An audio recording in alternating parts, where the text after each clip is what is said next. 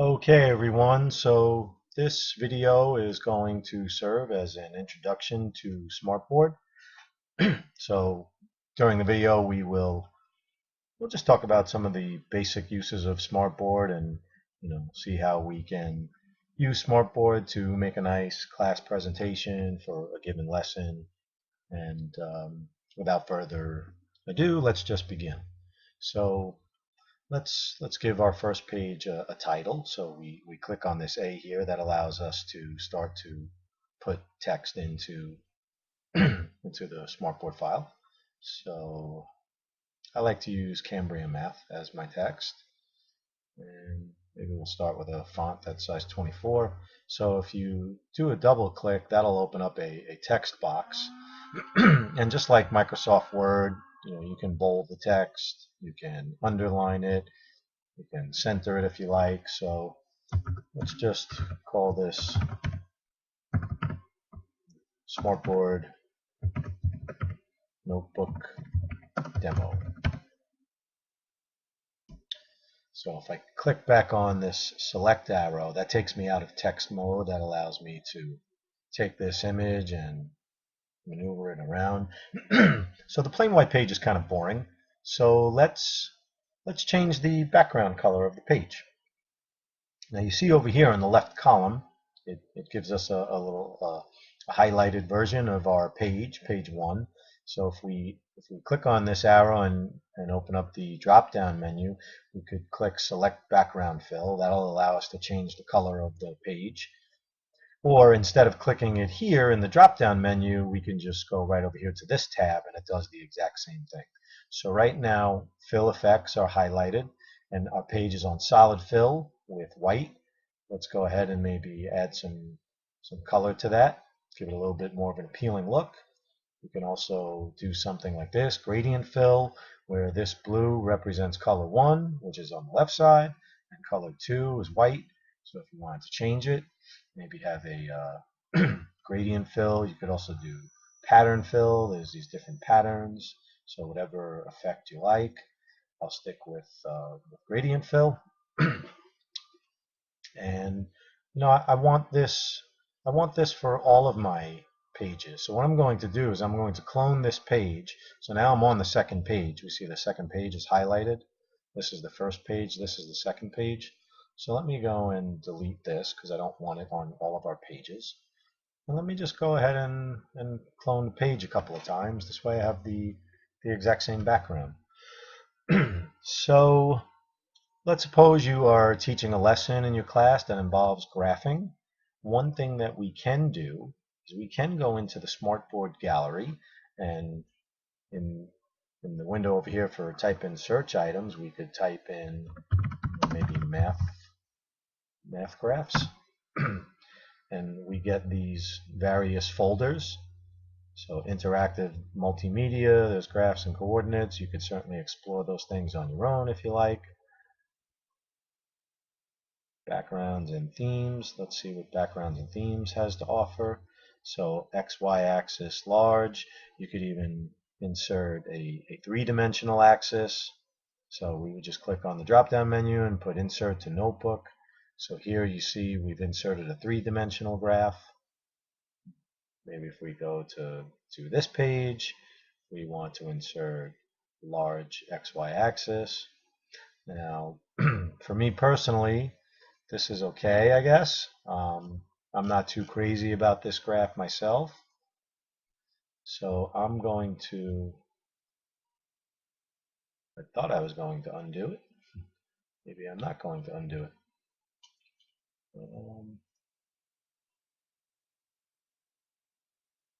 Not sure how to get rid of this graph.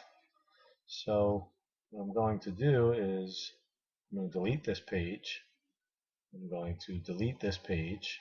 I'm going to reclone my lead page. So far we have a lesson in what not to do with Smartboard. But anyway, I want a nice graph. I want a nice set of XY axes. So I'm going to go to the MathBits website because MathBits has downloadable graph paper, which is nice. I like these two templates in particular.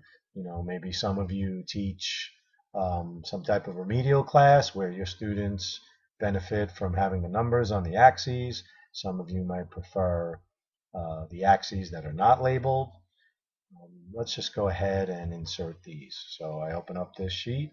I'll use my snipping tool and I'll cut and paste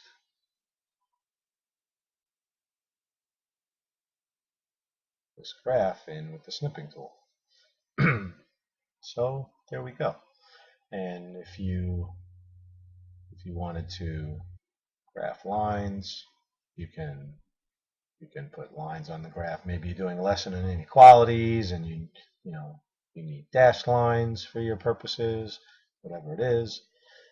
So be it. So now I accidentally moved the graph. Right? I had my lines in place where I wanted them. I accidentally moved the graph, and I don't like that. So I want everything to be together. Now, if you notice, when you draw these lines, they become kind of their own image, where you can kind of maneuver them around. So the first thing that I'm going to do is I'm going to highlight everything.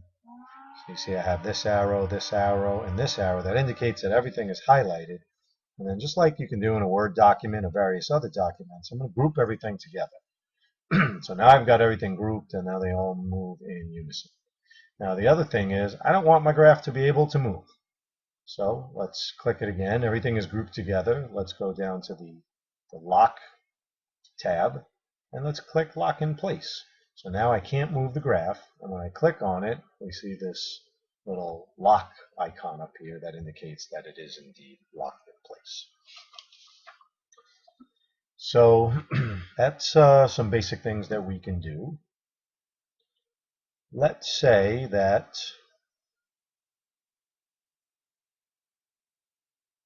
so as I mentioned before, maybe you're doing a lesson with graphs and you want to lock it in place. And maybe you're going to need a few graphs. So rather than make a new page, paste the graph, make another new page, paste the graph, we can just clone this page to have as many graphs as we need. So actually, let me just I'm on the last page here. Let me unlock this and let me delete this because I want to do something different. I think inserting blank graphs obviously has its uses, specifically maybe if you're conducting a lesson where you want to plot points, have students come up to the board and plot points. But let's say we want something that's a little more appealing or suits a different need for us. We have all become proficient in using the Desmos graphing calculator. So we go to the Desmos website and maybe we're doing a lesson on exponential functions, or maybe you're trying to illustrate the behavior of cubic, and you want to insert this into your smartboard file. I mean, we could use the snipping tool. We could sign in and create an image. I'm going to hold off on signing in and creating an image, and I am going to use the snipping tool. I'm going to cut out the picture of this graph.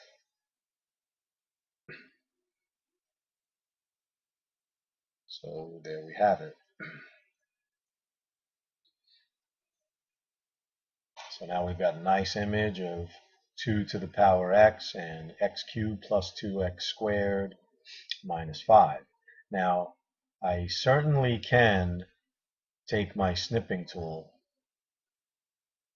and I can certainly cut out my function right here.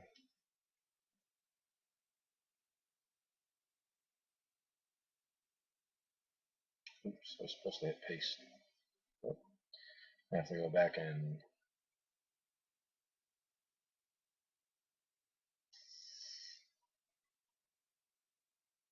Sorry about that. A little bit of a hiccup.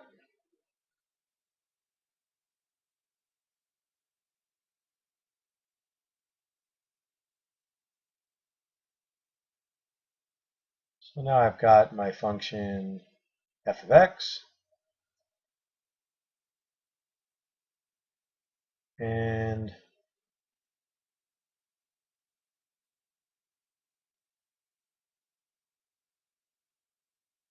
actually I didn't put f of x into this.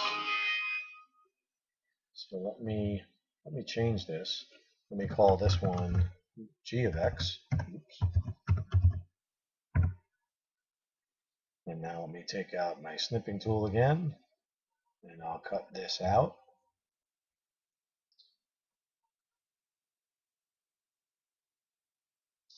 Now, if you notice, I cut this out and I pasted it, and it's kind of blocking the graph. And it's not that big of a deal, but let's suppose I want to be able to see the graph behind it. So I click on this object and I pull up the menu and I hit set image transparency, and I click on the image and I click OK, and now it's transparent. So now I can see the graph in the background.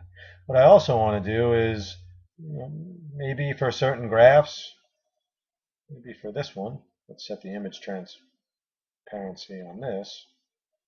Not for certain graphs, maybe for certain, well, yeah, for certain graphs, for certain functions, maybe you want to place it in a different position. What's nice is you have this ability to rotate, so it's just a nice little, little extra feature for Smartboard when you paste something into a picture. And yeah, so let's suppose I didn't really like this notation, the way this equation editor makes this look. So if I open up a new tab, and being that I'm using Google browser, my Google Chrome browser, up in this corner I have this little apps icon tab. When I click on that, these are all of the apps that I have downloaded through Google Drive. So I can go to my DOM equation editor, and I don't recommend using DOM equation editor to make documents, but it's very fluid and very easy to use. So I think for our purposes for Smartboard, where we are, for all intensive purposes, doing a lot of copying and pasting, so to speak, I think Desmos is, I'm sorry, DOM equation editor is pretty good for our needs. So let me go ahead and make g of x, and g of x will become that other function, that x cubed. Okay, so let's make this x, let's make this x. This is a 3, this is a 2. Me personally, I think spacing is very important. I think the readability and the spacing of your typesetting, especially with math notation, I think it's very important.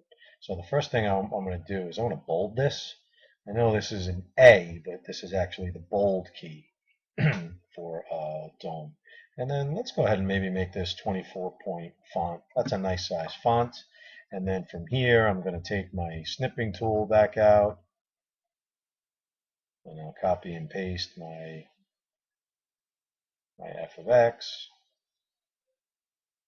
We can make it transparent. So no, I'm not suggesting that you put your function down twice.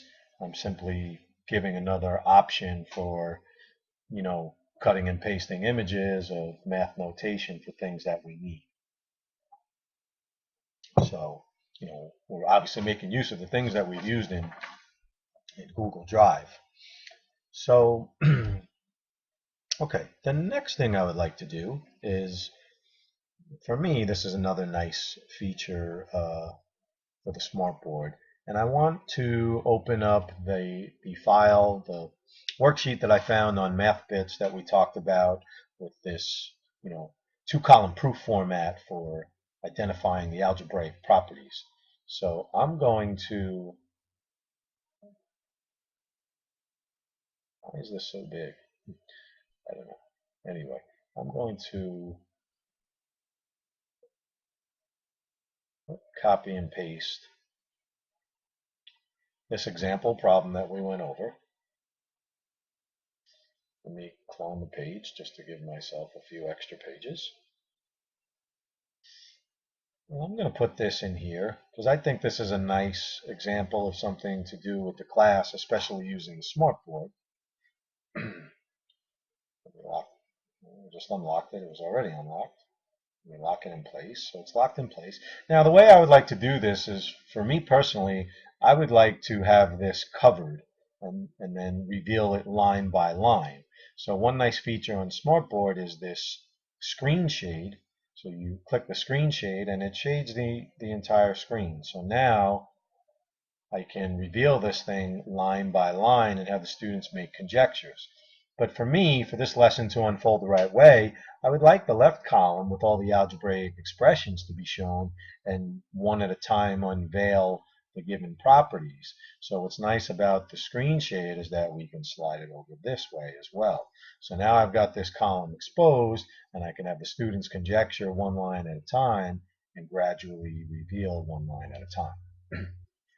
So now my next screen, I'll put this back on it because what I'd like to do is I would like to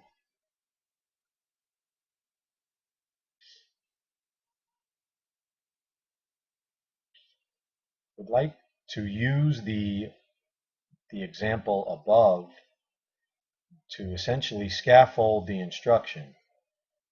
So I'll bring it onto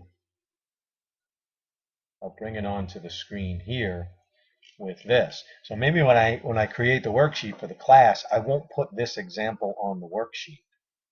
Right? I'll put this up on the board and I'll start the worksheet with this. But then I'll use this to scaffold the instruction for the first example. And maybe I'll have the students come up to the board. I'll call on a different student each time to come in and fill in the blanks. I think we all know, those of us who experience teaching in the classroom with Smartboard, the students like to come up to the board. They kind of get excited about that. So it's a good way to keep the class interactive. So, having your worksheets, copied and pasted into the Smartboard, again, this is something that I've preached before. I think Smartboard is a great classroom management tool where, you have something like this on the board and now you don't have to have your back to the students. You're standing amongst them and, you're really keeping order in the classroom. For me, it's, personally, I think it's a great tool. Okay, so the last thing that I'll show with Smartboard, this is a lesson that I always enjoyed teaching to middle schoolers, ninth graders, etc. Area of shaded region, and I think the Smartboard is a great tool for it. So I've created a rectangle that's colored blue. I created this circle. I'm going to click on Properties, Fill Effects. I want a solid fill, and I want this circle to be white. I want it to stand out against the backdrop of this dark blue rectangle. I'll click on the rectangle and adjust it so that the circle fits in there exactly how I want. Now, I want to put the circle on the left edge of the rectangle. Maybe I don't have a steady hand and I can't get it quite right. What's nice is you have this feature, just like you see in Microsoft Word and other documents, where you click on the figure, you press the Control key on the keypad and use the arrows and gradually move your image in place, so you can really get it exactly where you want. So now I'll go ahead and get rid of this. I'll highlight them both together so I can move them together. And then this is the point in the lesson where I would ask the question to make a conjecture. How do we get the area of the shaded region? You always get some student that says you subtract the areas. For me, I physically separate it. I take the Smartboard pen out and I write minus and equals, and then they go ahead and calculate. So we're going to end up saying that the area is, and obviously this is poorly written, it looks terrible, but another nice feature about Smartboard is you highlight that and pull the drop down menu on, and it's got this ability to recognize text, and it might not be the text I want, but You can make it bigger. So it's just a nice little extra feature about Smartboard. So that is that is a basic overview of Smartboard. Keep in mind up here uh, you can easily create. I'll show you. I'm an expert at making regular polygons. I mean, look at how great I am at this. I'm so great at this, I can make a regular 12 gon. But in all seriousness, for a geometry class, we all know in particular, if you've taught geometry, making the heptagon, and no, it's not called the septagon, it's called a heptagon. It's not an easy figure to draw, but here you get a regular heptagon. There's all kinds of lines, different line styles. You could have lines with arrows. You can set the transparency on a given object. So there's some neat features. Here you can insert tables, you can customize a table. There is an erase feature. So obviously if you're at the smartboard, you do indeed have an eraser, but keep in mind if you're at home on your computer, you have erasers here. You can either take the eraser and outright erase something, or you can circle it with the eraser and then click on it and it goes away. So there you have it. There is some basic features with Smartboard. And at this point, I'm going to have everyone, get on their laptops and just start exploring and, finding ways to tie Smartboard into some of the other things that we're doing. And we will also talk about your assignment that's going to be due next week with creating a Smart Notebook file. So thanks for watching and listening, and that's it.